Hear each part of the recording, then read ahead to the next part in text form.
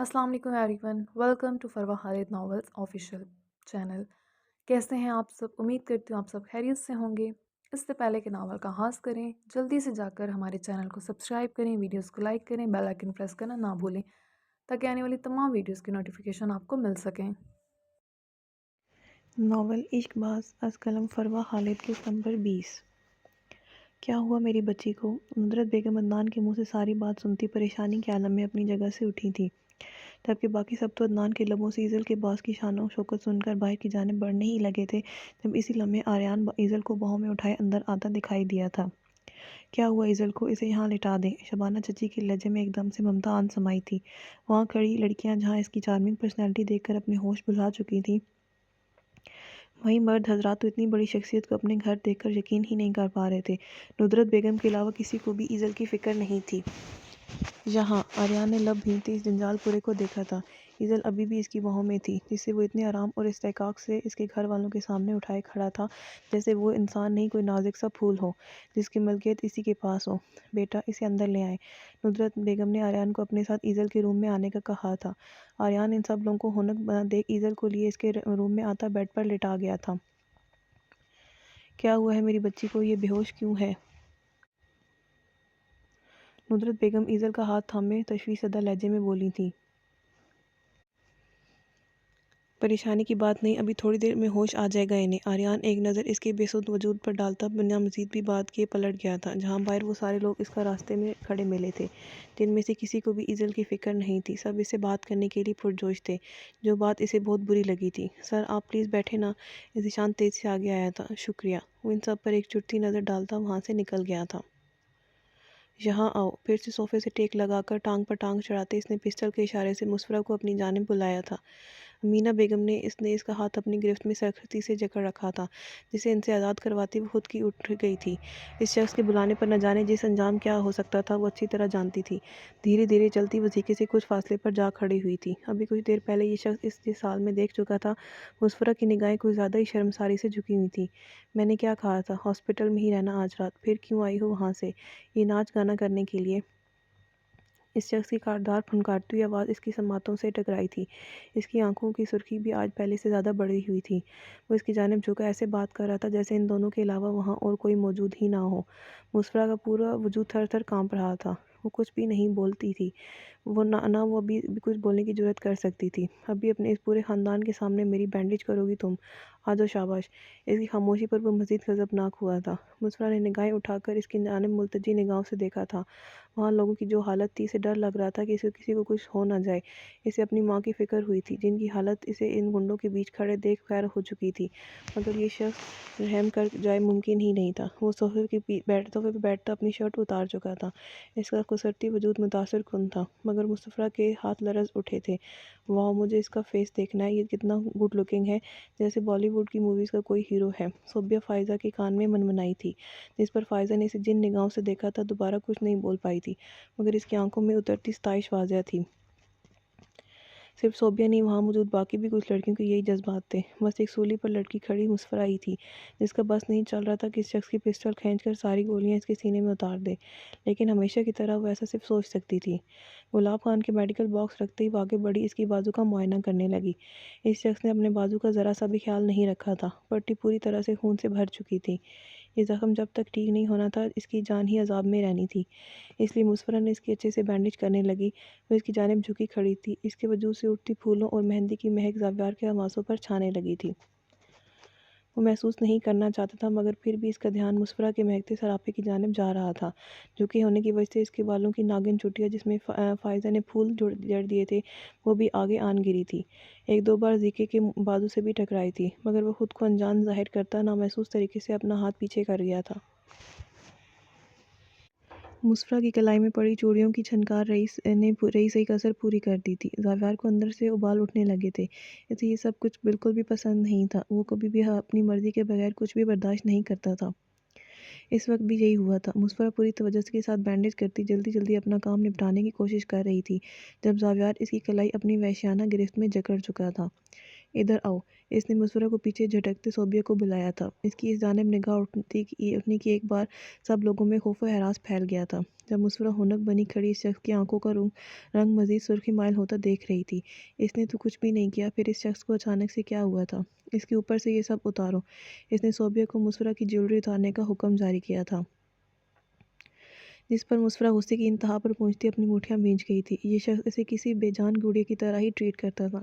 صوبیہ جو دور سے تو بہت شوق سے یہ سب دیکھ رہی تھی، قریب آ کر اس شخص کی دہشت دیکھ اس نے کانپتے ہاتھوں سے مسورہ کی جیولری اتار دی تھی، بالوں سے بھی۔ صوبیہ اپنے دھیان میں پلٹنے لگی تھی جب زاویار کی بات پر بے ساختہ صوبیوں کے لبوں پر مسکراہٹ ابھرتی اگلے ہی لمحے اس شخص کے خوف سے سمٹ بھی گئی تھی۔ مسورہ نے اسی لمحے اس زہریلی نگاہوں سے دیکھا تھا، مگر اس کی پتھریلی نگاہوں کی تاب نہ لاتے وہ اپنی جگہ نگاہیں جھکا گئی تھی۔ پوری طرح سے حفظ کر چکا ہے یہ شخص مجھے، کیوں تمہارے حوالے سے اس شخص کے ارادے نیک نہیں لگ رہے؟ تمہاری زلفوں میں اسے پھول بھی برداشت نہیں ہے۔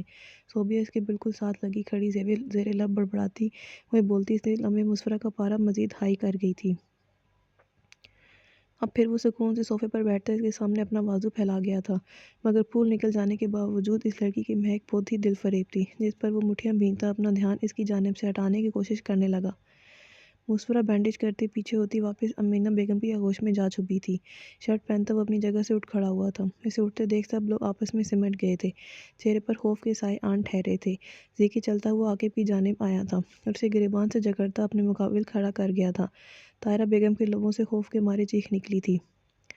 عورتوں کو چھیڑنے کا بہت شوق ہے تجھے، بہت مردانگی دکھاتا ہے ان کے سامنے، بول۔ اس کے پیٹ میں پستل کی نوک کھباتا ہوا اتنی آہستہ آواز میں بول رہا تھا کہ صرف عاقب بھی سن پایا۔ ماما معاف کر دیں۔ عاقب خوف کے مارے ہکلا گیا تھا۔ اسے موت کے فرشتے اپنے ارد گرد منڈلاتے معلوم ہو رہے تھے۔ اور ڈاکٹر اب سے تیری بہن ہے، آج کے بعد اس کی طرف گندی نگاہ سے دیکھا تو تیرے ٹکڑے جوڑنے کے لیے تیرا خاندان کم پڑ جائے گا۔ زیکی اسے کیا بول رہا تھا کسی کو سمجھ نہیں آ رہا تھا، مگر عاقب کی حالت دیکھ کر یہی لگ رہا تھا کہ گولی لگنے سے پہلے اس کی سانسیں رک جائیں گی۔ ہاں دل سے بہن مانوں گا اسے۔ عاقب خوف سے رونے لگا تھا۔ خبردار جو بھی اسے اپنے زخم کا علاج اس لڑکی سے کروایا تو، ورنہ میرے آدمی واپس آ کر تجھے علاج کروانے قابل نہیں چھوڑیں گے۔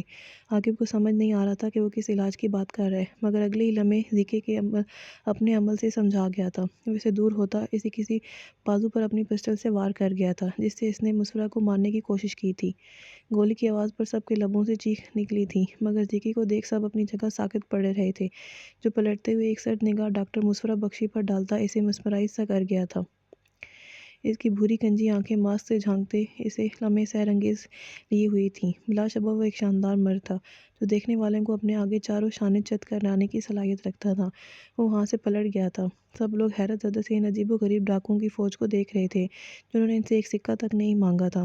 وہاں کس لیے آئے تھے کسی کو بھی سمجھ نہیں آئی تھی۔ مسورہ وہاں کھڑی کیا ہو، میرے بچے کو دیکھو کتنا خون نکل رہا ہے اس کا، خدا کے لیے اسے بچا لو۔ طاہرہ بیگم جنہوں نے کبھی اس سے سیدھے منہ بات نہیں کی تھی، اس وقت اس کے آگے ہاتھ جوڑ رہی تھیں۔ نہیں، مجھے ہاسپٹل لے کر جاؤ جلدی، مجھے مسورہ سے علاج نہیں کروانا، ہاسپٹل لے کر جاؤ مجھے۔ عاقب نے مسورہ کو اپنی جانب بڑھتے دیکھ خوف زدہ انداز میں نفی میں سر ہلاتے کہا، جو دیکھ مسورہ اپنی جگہ ساکت ہوئی تھی۔ اسے اتنا تو سمجھ آیا تھا کہ عاقب کسی خوف کے زیر اثر ایسا بول رہا تھا، مگر کیسا خوف؟ وہ لوگ تو اب جا چکے تھے۔ وہ شخص عاقب کو ایسا کیا کہہ کر گیا تھا؟ مسورہ ایک جانب کھڑی صرف سوچ کر رہ گئی تھی، اس بات کا جواب نہیں تھا اس کے پاس۔ ہمایوں لوگ اپنی نفرت میں اس حد تک گر جائیں گے میں سوچ بھی نہیں سکتا تھا۔ اس بیچاری لڑکی کا بھلا اس سب میں کیا قصور ہے؟ حنان اس وقت اس کے پاس آفس میں ہی موجود تھا۔ غصے کے عالم میں وہ مسلسل بولے جا رہا تھا۔ یہ سوچ ہی ان دونوں کے اندر شعلے بھڑکا جاتی تھی کہ اگر وہ عین وقت پر نہ پہنچتے تو اس لڑکی کے ساتھ کتنا برا ظلم ہو جانا تھا۔ آریان ریوالونگ چیئر پر بیٹھا آنکھیں موندے اضطراری کیفیت میں اپنا پیر ہلا رہا تھا۔ نہیں، ہمایوں یہ سب کرنا چاہتا تھا، لیکن ابھی حرکت اس کی نہیں ہے، اس نے کچھ نہیں کیا، یہ سب کے پیچھے کوئی اور ہے۔ آریان مٹھیاں بھینجتے اپنے غصے پر قابو پانے کی کوشش کر رہا تھا۔ پھر کس نے کیا یہ؟ حنان نے سوالیہ نگاہوں سے اس کی جانب دیکھا تھا۔ اسی نے جس سے عنقریب تم شادی کرنے والے ہو۔ آریان نے بہت ہی سکون کے ساتھ حنان کے سر پر بم پھوڑا تھا۔ کیا مطلب؟ بہت زیادہ غصہ کرنے کی وجہ سے تمہارا دماغ تو نہیں خراب ہو گیا؟ حنان اپنی کرسی سے اٹھتا اس کے قریب ٹیبل پر جھکتے کھوجتی نگاہوں سے اس کی جانب دیکھ رہا تھا۔ وہ اچھے سے جانتا تھا کہ آریان کبھی بھی کوئی بھی بات بے مقصد نہیں کرتا۔ تم کس کی بات کر رہے ہو؟ سیدھی طرح بتاؤ مجھے، اور میں کیوں شادی کروں گا ایسے ہی کسی سے؟ آریان کے چہرے پر چھائی پراسرار مسکراہٹ حنان کی مٹی پلید کر چکی تھی۔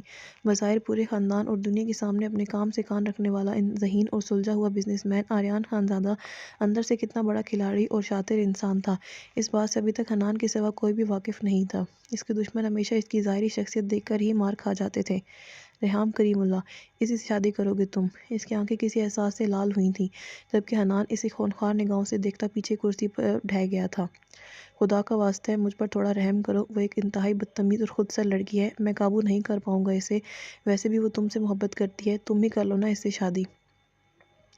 حنان جانتا تھا کہ آخر میں ہونا وہی تھا جو آریان چاہتا تھا، لیکن اپنا ذبح ہونے سے پہلے وہ زندہ رہنے کی آخری کوشش کرنا چاہتا تھا۔ صرف شادی کرنے کا کہہ رہا ہوں، گھر بسانے کو نہیں، میں اس سے شادی نہیں کر سکتا، تم جانتے ہو میں فلزہ سے محبت کرتا ہوں، اس کے علاوہ آج تک کبھی کسی کی جانب دیکھا تک نہیں۔ اپنی بات کے اختتام پر اس کے لبوں پر جو دل جلاتی مسکراہٹ تھی وہ حنان کو تپا کر رکھ گئی تھی۔ انتہائی خبیث انسان ہو تم، کاش تیری یہ اصلیت پوری دنیا کے سامنے رکھ سکتا میں۔ حنان اپنی شادی کی بات سن کر سخت بدمزہ ہو چکا تھا، اس کا بس نہیں چل رہا تھا کہ اپنے جان سے عزیز دوست کے لبوں پر رنگتی مسکراہٹ نوچ کر رکھ دے، جو اس وقت صرف اس کی متوقع بننے والی درگت کا سوچتا اس کی جانب مذاق اڑاتی نگاہوں سے دیکھ رہا تھا۔ اپنی سیکرٹری کے ساتھ کیا کرنے والے ہو تم؟ تمہارے سارے دشمن یہی سمجھ رہے ہیں کہ تم اس لڑکی میں انٹرسٹڈ ہو، اس لیے وہ اس نقصان پہنچانے کی کوشش کر رہے ہیں۔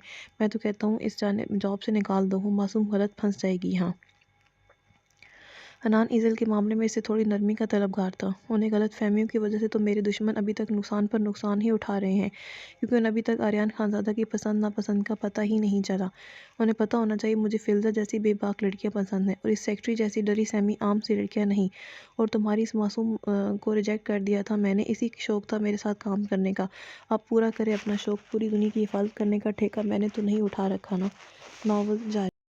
جی گائز، کیسی لگی آپ کو آج کی قسط؟ کمنٹ سیکشن میں اپنے فیڈ بیک ضرور دیجیے گا تاکہ نیکسٹ آنے والی ایپیسوڈ اور زیادہ مزے کی ہو سکے۔ اپنی دعا میں یاد رکھیے گا۔ خدا حافظ۔